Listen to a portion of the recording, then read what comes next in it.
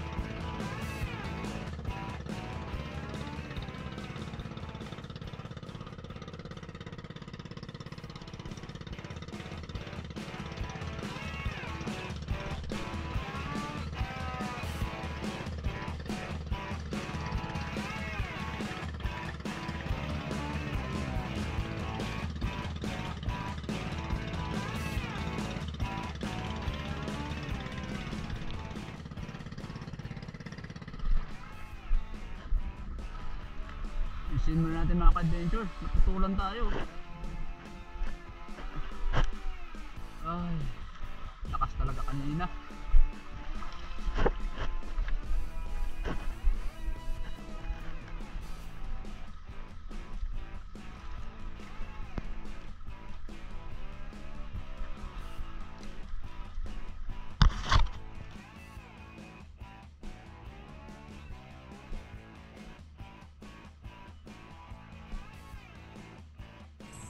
Shoutout muna tayo mga ka-adventures habang inaayos natin itong arsya ng bangka. Sa kauna-unahang nag-comment, shoutout sa iyo bro, Joseph Agdon Spearfishing ng Dimaran. Shoutout din kay D Stick 1 Spearfishing, Jones Fishing TV, Asintadong from KSA, kaya Kevin Lee de la Puente, kaya Sagay Adventure Western Samar, kaya Jonalyn Sarate from Camiguin Island. Shout out sa Flores and Sarate family, and siyempre sa ating walang sawang sumusuporta na patuloy at paulit-ulit na panonood ng ating mga video, kaya Mama Rosana Villahermosa from Davao City.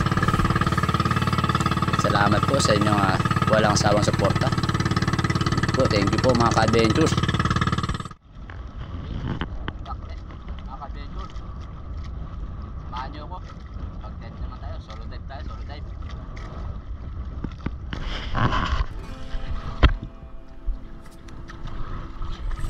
Dito na ako sa spot mga ka-adventures. Dito lang sa malapit sa isla.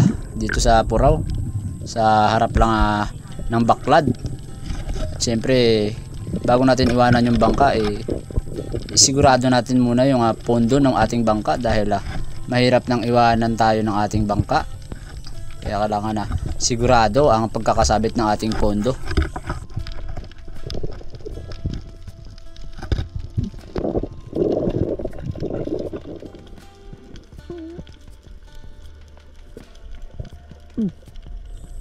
At dito sa ating sumunod na pagsisid, sa ating pangalawang warm up, masid muna ako dito kung sakali mang may lalapit, ngunit wala sa pag dive ko na ito.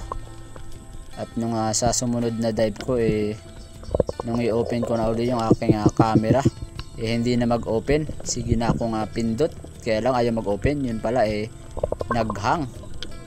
Kaya nung time na nun, meron akong natira na talakitok o Brasi Tribali, kaya lang hindi ko na siya nakuna ng video nung pag-akyat ko na sa bangka bago ko na lang ini-open yung aking camera. Unang isda natin mga ka-adventure, hindi natin nakakuna ng video dahil naghang yung ating camera kanina, kaya umakyat muna tayo dito sa bangka para tanggalin muna yung battery. para gumana uli.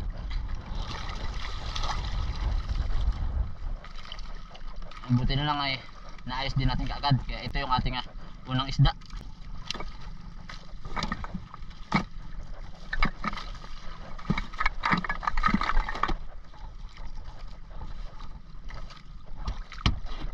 Sana makadagdag pa tayo mga ka-adventure dahil tanghali na.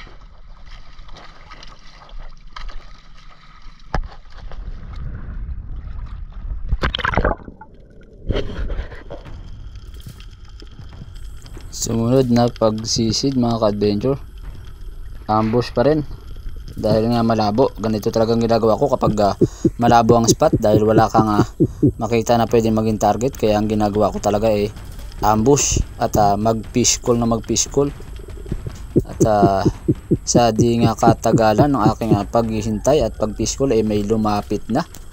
Ang dami sana nila, mga Brassy Trevally, mga good size na rin. Parehas din halos ng laki ng aking nakuha nung una. At ito, na secure naman natin yung isda na ito.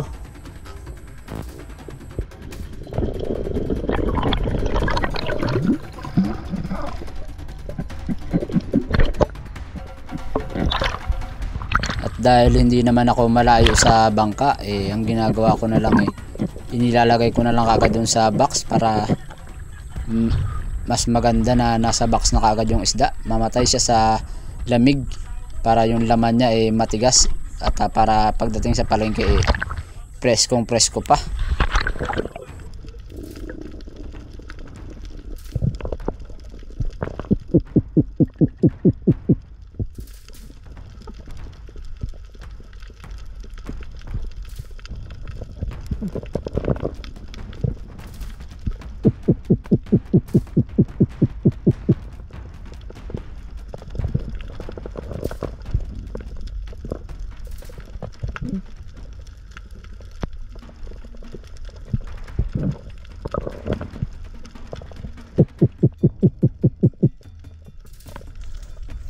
At di rin nagtagal mga ka-adventures, nag-ambush na naman ako nang biglang may nagpakita nga Brassy Trevally.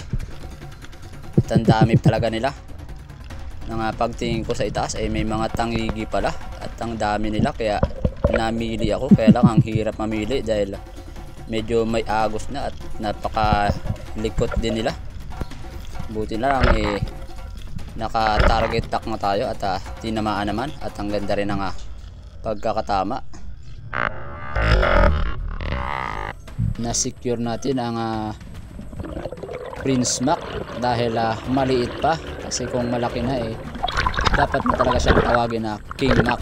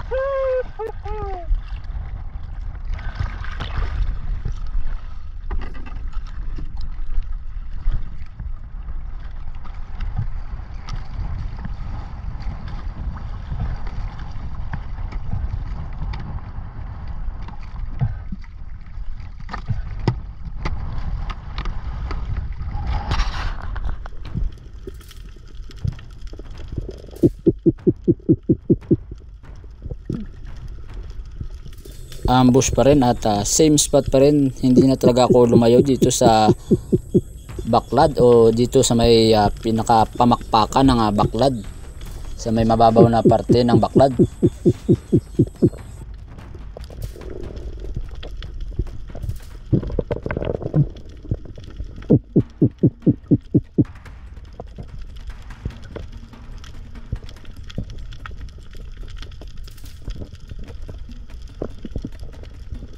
At nagulat pa nga ako nung nakita kong may mga Brassy Trevally pala sa itaas, kaya mabuti na lang nakapag target lock kaagad ako at nakapag-pull ng trigger bago pa sila mawala sa aking paningin dahil napakalabo pa rin ng ating visibility dito sa area.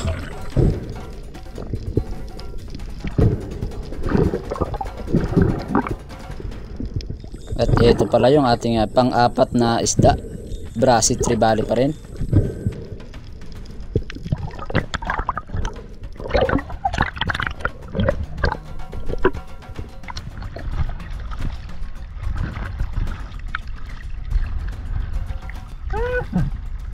Kunti na lang, matatanggal na.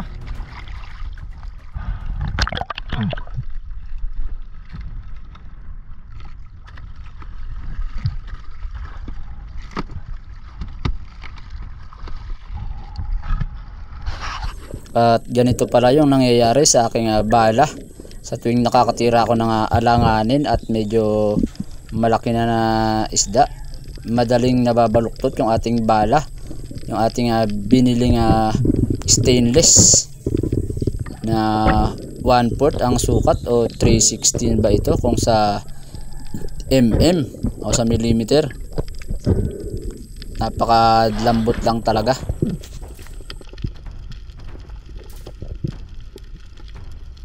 At dito yung visibility, palabo na nga ng palabo, mas lumalabo pa dahil yung ating waterproof case ng ating camera ay nagpapag na naman dahil tinanggal nga natin yung camera at may kaunting basa yung ating camera at ang loob ng ating waterproof case. Kahit anong punas ko talagang hindi makuha yung kanyang basa dahil yung ating pamunas medyo basa din. At ito na nga, may nagpakita na sana na Brassy Trevally, kaya lang alanganin niyang tama, kaya sayang.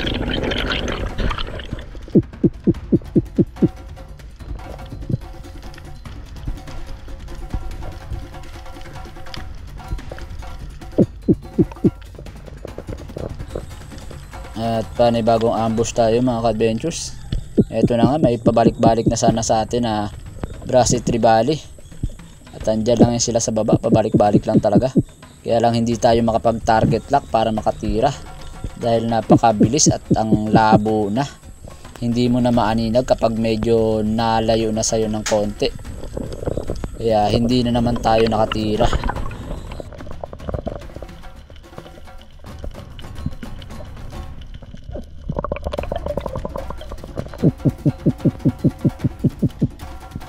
Panibagong pag-ambush na naman mga ka-adventures.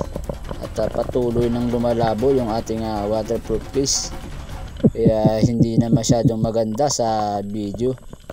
Kaya pagpasensya nyo lang mga ka-adventures kung ganito ang mga nangyayari. Dahil hindi ko naman ito kagustuhan. At di nga nagtagal may nagpakita na uli mga Brassy Trevally. At ang dami talaga nila. Kaya lang ang hirap mag-target lock dahil napaka bilis ng kanilang paglangoy. Kaya ang hirap din talaga mamili kapag ganitong mga sitwasyon.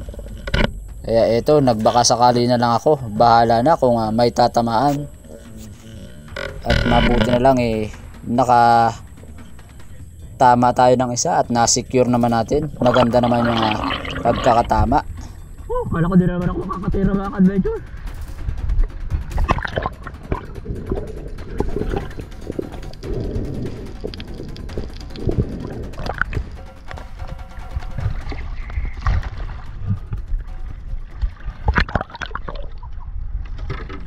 At syempre, ilagay na uli natin ito sa box para mapalamig natin agad at matigas yung kanyang laman pagdating sa palengke.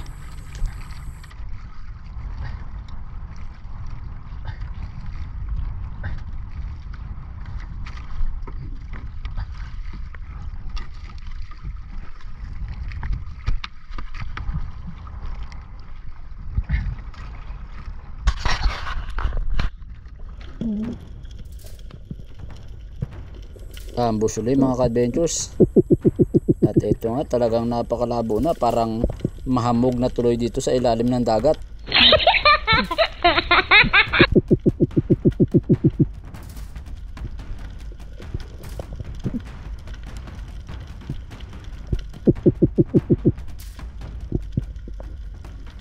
At nang napansin ko sa bandang itaas ang dami nila. Mukha siyang tulingan, pero ang tawag nito sa amin pakan, yung may matigas na kaliskis sa kanyang parteng buntot. Hindi ko lang alam kung anong tawag sa inyo nito mga ka-adventures, o kung anong ang tawag nito sa English. At ngayon pa lang din ako nakapana nito, kaya unlock din sana, kaya lang medyo maliit, kaya not counted, sabi pa nga ni Bro Sisid, dahil maliit.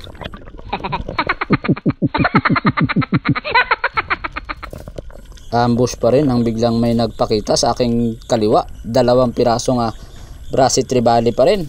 Kaya lang paglingon ko sa bandang likuran ko, nawala, at pagbalik ko wala na. At mabuti na lang nanggaling pala doon sila sa bandang malalim yung kanyang mga kasama. Kaya ito, namili ako at nag-target lock. At sana naman tamaan natin ang maganda para ma-secure na. At ito na nga, yun na nga, ang ganda ng patama. Wow!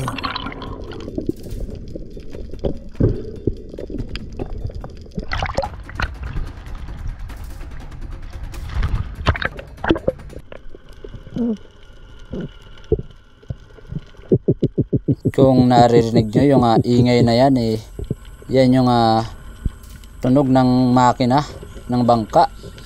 Pero bago ako sumisid, tiningnan ko kung saan banda yung bangka na yun, kaya secure naman, malayo sa area natin at hindi sa atin ang punta.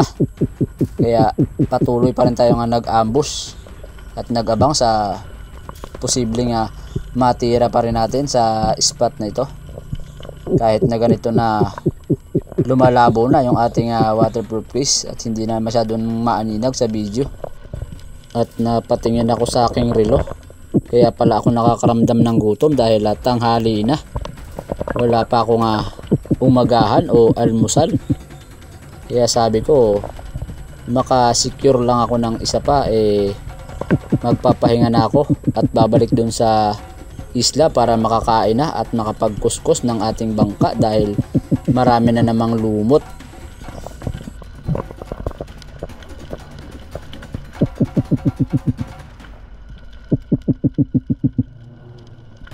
At yun na nga, may nagpakita na mga Brasi Tribali pa rin at napakalikot, kaya ang hirap mag target lock. Kaya nung nakahanap ako ng magandang timing, tinira ko na at secure naman yung ating isda. Panibagong Brasi Tribali na naman para sa ating box.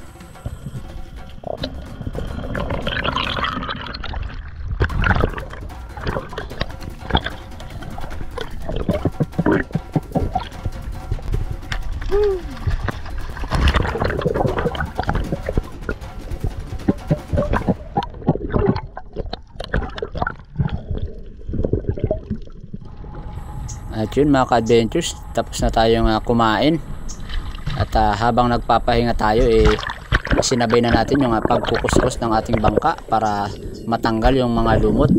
At syempre, nandito na tayo sa spot uli, nakabalik na tayo. Kaya i-secure na uli natin yung ating pondo. Baka makawala yung ating bangka, baka iwanan tayo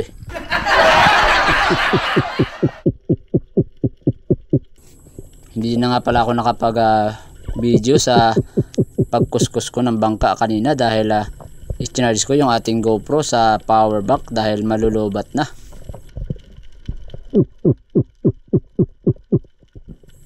Nakailang dive din pala ako dito mga ka-adventures, ngunit hindi na ako nakadagdag sa pagkakataon na lang na ito na aking dive na to. Nakatira sana ako dito, kaya lang sablay, hindi natin napuruhan, nakawala. Kaya ito na yung aking naging last dive at hapon na rin, kaya uwian na.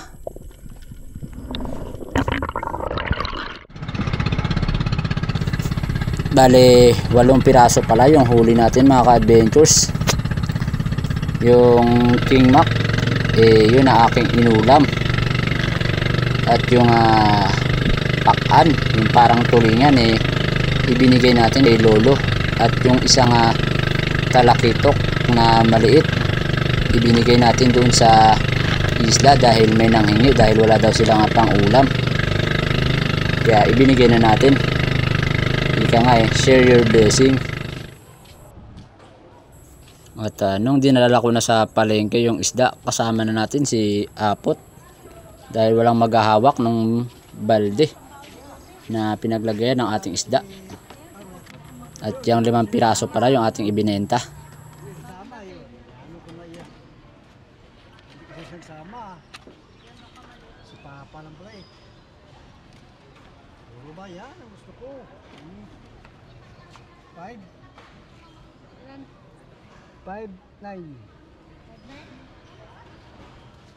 Gusto ko. Ay, sama eh. Bale, naka 900 pala tayo mga ka-adventures. Binili niya ng 150 per kilo, kaya 885 yung kita natin. At yung 15 na barya o yung sukli ibinigay na lang sa atin. Pambili na lang daw ng ice para sa susunod na pag-deliver natin sa kanila siguradong presko yung isda na i-deliver daw natin sa kanila. Kaya shout out pala kaya Kuya Sunny Boy at kay Ate Basyon.